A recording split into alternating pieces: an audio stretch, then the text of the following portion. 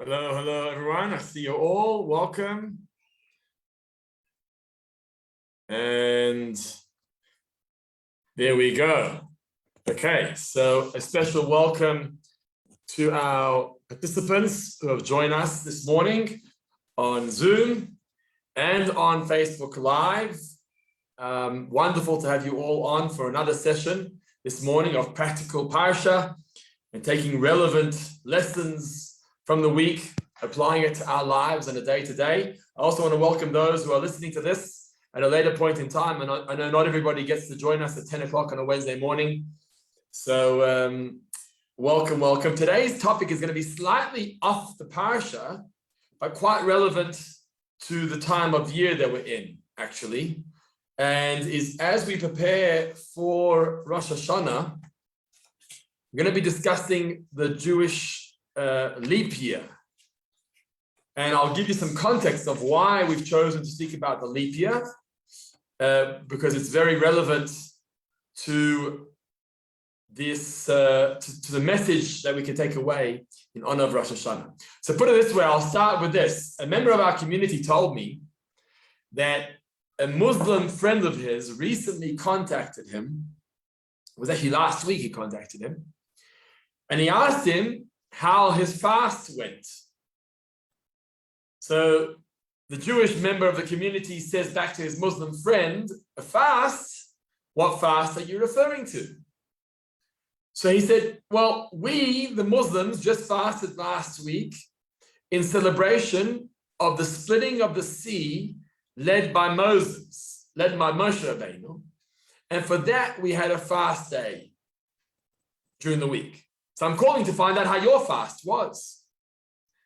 This member of the community was extremely confused because A, we don't fast in honor of the splitting of the sea, and B, the splitting of the sea didn't happen last week.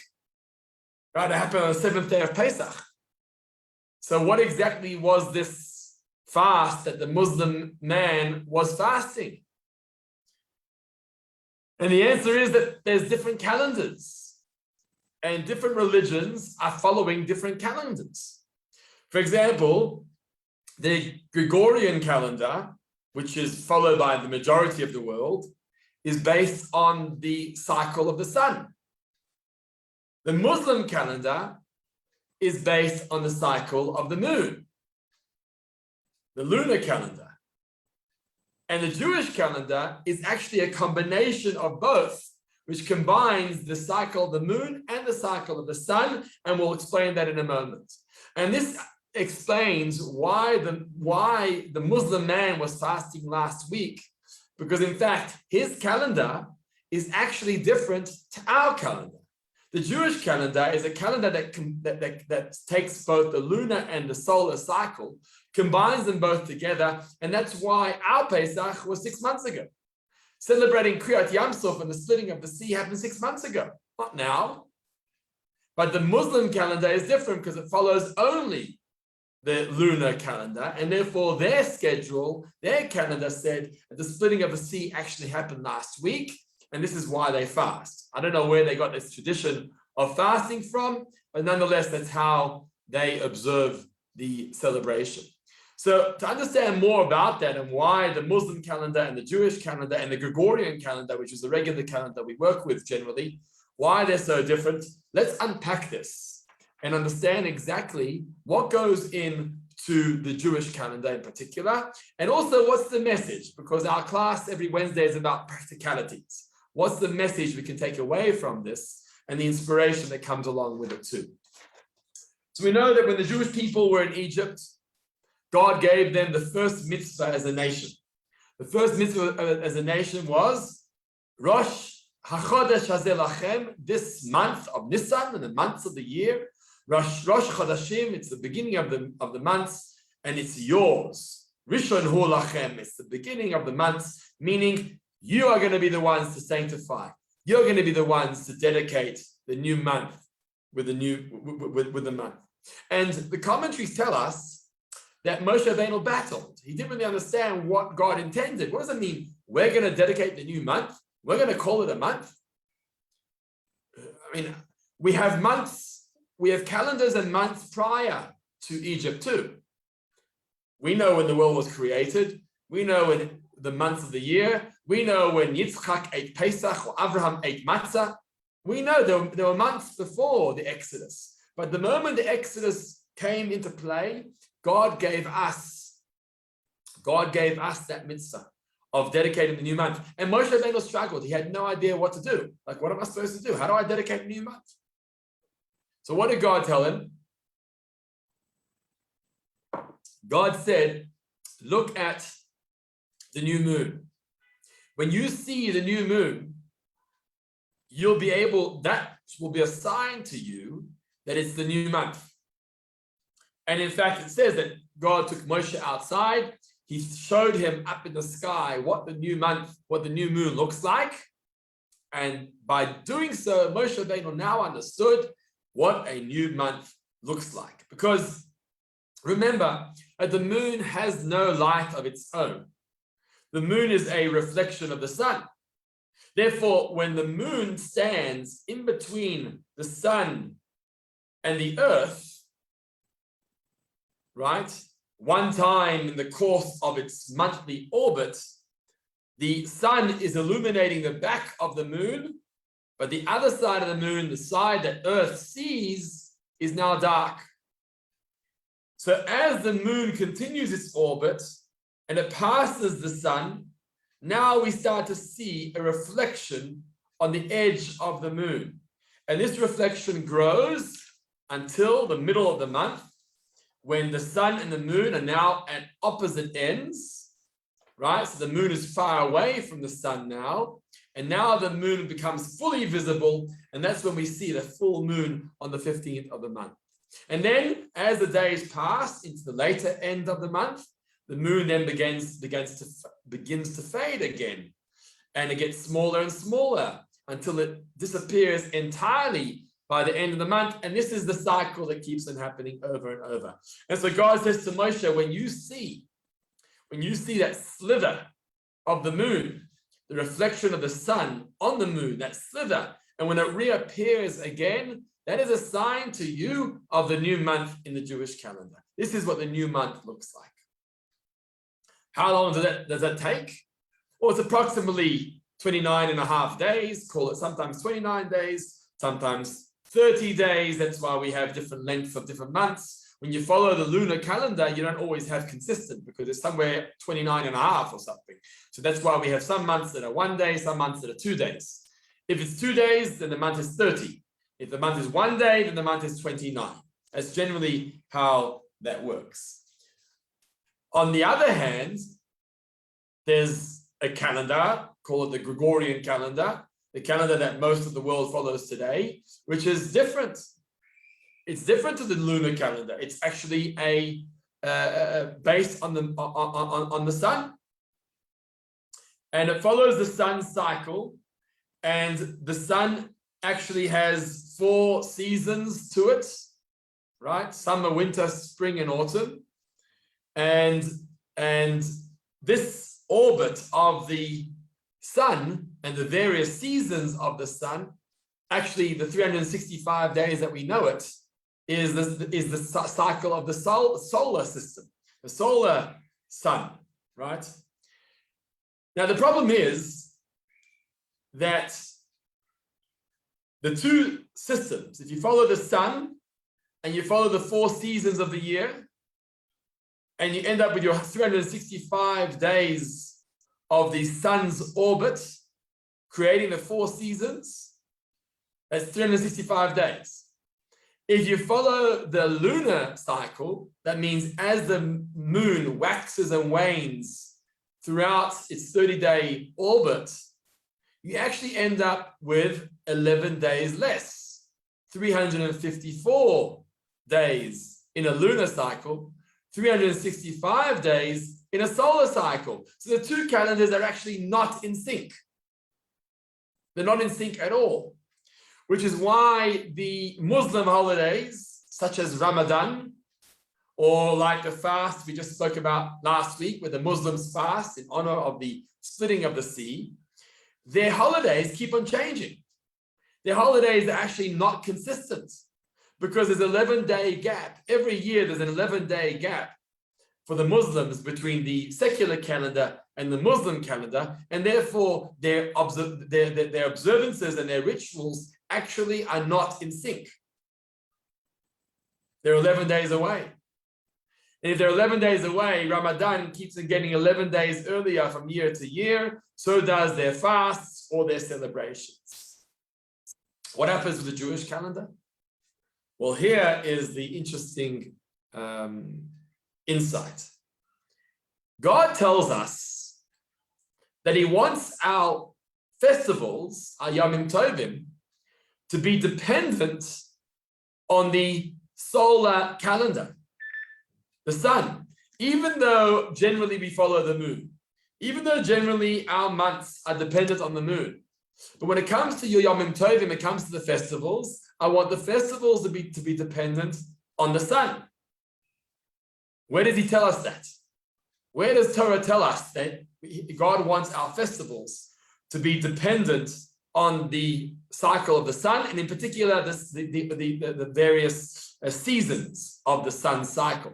So in particular with Pesach, Pesach is where it all happens. It says regarding Pesach, keep the festival of matzah, eat matzahs for 7 days as I commanded, in the designated time in the spring, Chodesh Ha'aviv, in the spring, because it was in the spring that you left Egypt. God's basically saying to us, I want you to celebrate Pesach in the spring, because that's the season of when it happened. Now, if God wants us to keep Pesach in the spring, well, the spring is dependent on the solar calendar. The solar calendar, the sun is what creates the spring, the seasons. The orbit of the sun creates the seasons. But we're not following the solar calendar. We're actually following the moon. The moon and the lunar calendar is what gives us our months. The moon is what gives us our festivals. That's how we follow, like the Muslims. But then at the same time, God tells us to keep the solar calendar and follow the seasons so that Yom Tov will fall out in the particular season, like Pesach should be in the spring. So we actually have a conflict of interests here in the Jewish calendar. So, which is unique because most calendars follow either or. Most calendars are either going to follow the solar cycle or they're going to follow the lunar cycle, and they'll fit in wherever they are. Like the Muslims who will create Ramadan or particular fast days will keep on changing every year. But then what do? How do we synchronize? How to reconcile these two calendars? And with this, we came up with an invention, and it's called the leap year. And the leap year is actually, in other words, a full year. That's what a leap year is. It's a full year. We actually add on days to the year in order to compensate the loss of 11 days every year, which is the discrepancy between the solar cycle and the lunar cycle. Because as we follow our months, what ends up happening is that our Yomim Tovim are getting earlier and earlier. As we can see this year, Rosh Hashanah is so early. Rosh Hashanah is the beginning of September, very, very early. Because we're following our months, and the months are being dependent on the lunar cycle, what ends up happening is that our months are getting earlier, our Yom Tovim are getting earlier, and actually our Yom Tovs are now in a different season. And if we let this run its course, we're going to be in the same category as the Muslims are, and that is we're going to celebrate Rosh Hashanah in earlier months, and Pesach in earlier months, because there's an 11-day discrepancy, and the festivals are going earlier and earlier. So come along the Torah, and the Torah says, obviously interpreted by the rabbis, that in order to correct this, and in order to tick both boxes, following the lunar cycle for the months and the seasons of the year for Yom Tov, what you need to do is actually add in an extra month every 3 years or so.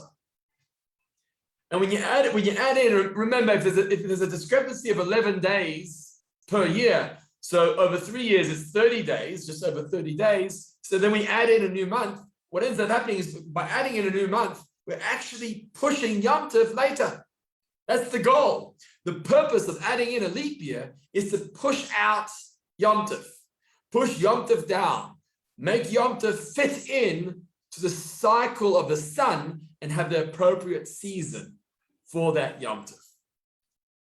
Now, coming up, the year 5782, which begins Rosh Hashanah in 2 weeks' time, is actually going to be a leap year. The year 5782 is going to be a leap year. It has to be a leap year. You know why? Because look how early Rosh Hashanah is. If we leave the cycle as is, and we leave the lunar cycle as is, we're actually going to end up having Rosh Hashanah in August next year. That's how this cycle is going. It's getting earlier and earlier. So what do we need to do? We need to push it out. We need to push it out 30 days. Get Rosh Hashanah later in September, so that in Israel, right, in Israel, Rosh Hashanah will already be in the autumn months, and Pesach will be in the spring months. That's the idea in the Northern Hemisphere, obviously. So we have to push out, and we create the sense of a leap year. How do we do a leap year? So the leap year is traditionally always the month of Adar. That's the extra month of Adar. Why Adar specifically? Because remember, it's Pesach that we're very concerned about. Pesach is where God said, I want Pesach to be in the spring. So how do we get Pesach to be in the spring? We add in a month before Pesach. And by adding in a month before Pesach, we push out Pesach by 30 days. So that Pesach will actually be in the month of the spring. So that's why we have 2 Adars in a leap year. But obviously now begins the leap year. Rosh Hashanah starts the new leap year. So 5782 is going to be that leap year, which is going to have an extra month in it, pushing out our Yom Tovs down the line. Excuse me, so that we have Yom Tov in its right time. And therefore, our Pesach is actually not in the same time as the Muslim Pesach. As I started the class for today, the Muslim gentleman fasted or celebrated the 7th day of Pesach, the splitting of the sea. He did that last week. We do it 6 months away. Why? Because we have merged the lunar cycle and the solar cycle into one calendar. It's quite unique. Whereas the Muslims are only following the lunar, and therefore their holidays are actually changing by 11 days every year, which means they end up celebrating their festivals in different seasons. One day it's in the summer, one day it's in the winter. Judaism wants us to be particular about the season in particular. The truth is, there's a whole discussion which we can have, it's not for now, as to why we are so particular about the seasons. Why must we have our Pesach in the spring, or our Rosh Hashanah and our Sukkot in the autumn? Why did God want our festivals to be dependent on the solar cycle and therefore confuse things in such a way? But that will be for another time. What I wanted to focus on is the message that we can take away. What's the practical message here? When it comes to the lunar and the solar cycles, there's a very powerful message that can be learned from this, because the two are very different.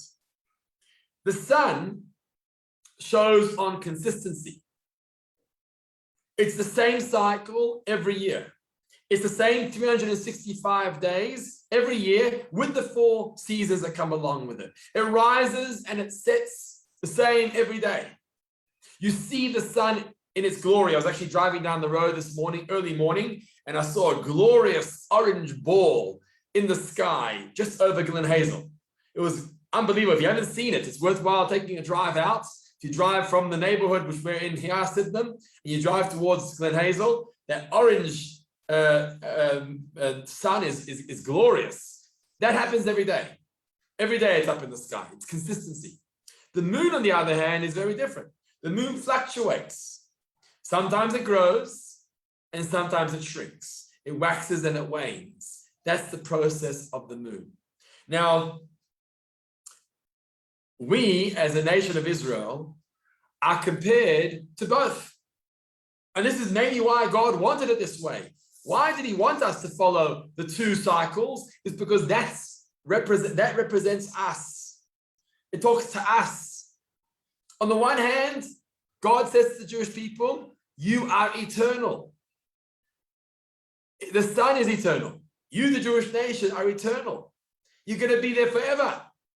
And you're going to outlive all your enemies. The Romans, the Babylonians, the Persians, the Greeks. You are going to outlive them because you are like the sun, the solar calendar. You are consistent and everlasting. But at the same time, and God made us very aware of this, it's not always going to be so dandy. And you're going to fluctuate. And you're going to shrink and you're going to grow. And you're going to shrink and you're going to grow. That's the journey of the Jewish people. So throughout our history, while on one hand we've been eternal and consistent and everlasting, on the other hand, we've been through very difficult times. On the one hand, we are small in number. We're small in number in comparison to other nations of the world. We've gone through prosecution and persecution and exile and having to have to travel from country to country, whether it's in Israel or it's in Europe or it's in Morocco or it's in South Africa or wherever we may be living. That's difficult. It's challenging. We know what it looks like when the moon shrinks in size, because Am Yisrael has gone through those phases too. But Hashem tells us that while you may shrink in size and go through those challenges, there'll be a time when the moon will bounce back. There'll be a time when the moon will once again reflect the light of the sun, and you'll be able to see the moon in its full glory, like we see it in these nights tonight, in its full glory. That's the journey of Am Yisrael. That's the journey of the Jewish people. And we have both aspects. We have the consistency of the sun, but we also have the fluctuation of the moon.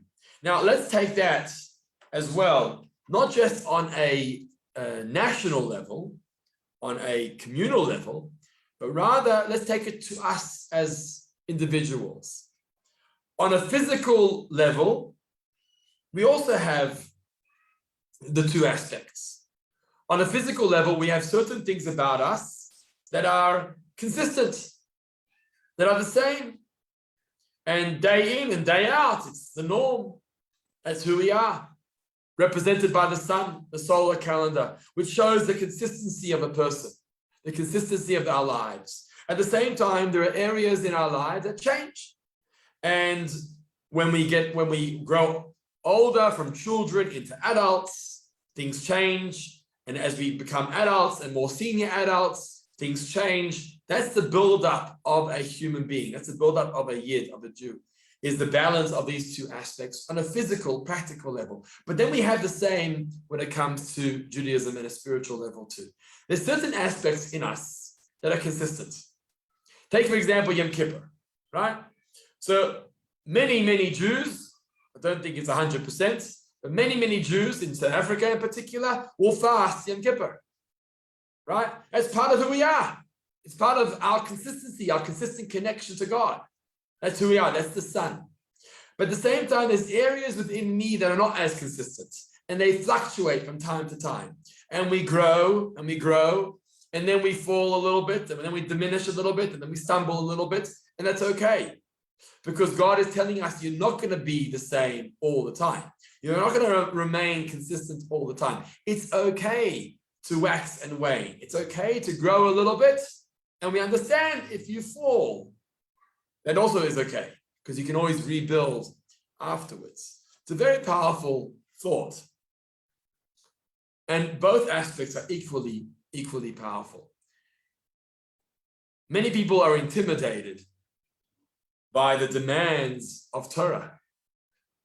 Judaism is so demanding of me. It comes with so many requirements. It comes with so many demands. It comes with so much responsibility. I have to be so consistent and so rigid in my behavior, in my conduct, in my performance of mitzvahs. How difficult is that? Right?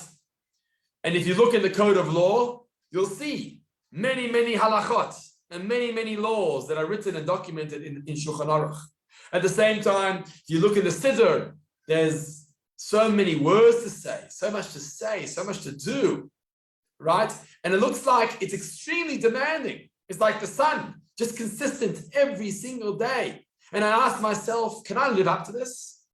Am I able to perform? Am I able to live up to the solar lifestyle?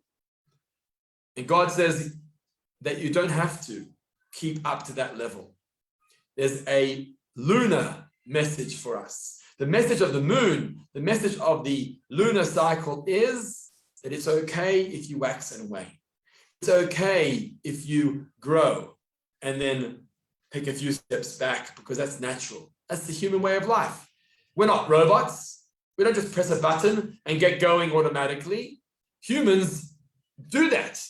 And that's why we make a big fuss of Birkat HaChodesh, right? Dedicating the new moon in Shul. Why is Birkat HaChodesh such a big ceremony? Because we're acknowledging the vulnerability of each person. We're acknowledging how we are like the moon. And last month, we may not have been great, but I can always regrow. I can always come back. I can always return, because that's the flexibility and the fluctuation of the moon. That's the way I am too. And therefore, it's okay if we're not consistent and we're not angels and we're not perfect. Perfectly fine. We can be like the moon as long as we keep on growing. And we keep on growing. And when I take a few steps back, I'm pushed forward to grow even more. That is the message that God is teaching us. It's perfectly fine. At the same time, just to rely on the moon and rely on the lunar cycle alone is also not ideal. Because then we get complacent. And then we get comfortable. And then we're happy to be in this waxing and waning mode. You know, on and off, depending on how I feel. That's also not ideal. God wants to set us a target. He says, I want to set you a target. I want to set the stars high, right? I want to go high. I want to aim high. And therefore, here's the Torah with 613 commandments, with the halachot and all the to-dos, because the aspiration is great. We're aiming high. We don't want you to be complacent. We don't want you to be comfortable. We want to push you and motivate you and set bigger goals. And when you set bigger goals, you'll accomplish more. And that's why we don't just settle for the lunar calendar as the Muslims do. We actually have the solar calendar as part of our schedule as well, which shows on consistency and pushing ourselves to reach a greater and a higher level. This explains a little bit about the Jewish calendar on a practical level, on a halachic level, on a spiritual level too, of what the message that God gave us with the lunar and the solar cycles, which form the Jewish calendar and therefore create the need for a leap year. I thank you all for joining. Those of you on Zoom, just stick around for a moment. I want to say hello personally. Those of you on social media, on Facebook, thanks for joining us. If you're watching this later, thank you very much for Zooming, for tapping into this. We're going to take a break. Please God, next week we'll hope to be back. Wednesday, practical Parsha. And then we're going to have a cycle of Wednesdays around the Yom Tov schedule, which we'll reassess throughout that month. Thank you for joining. Just give me a moment.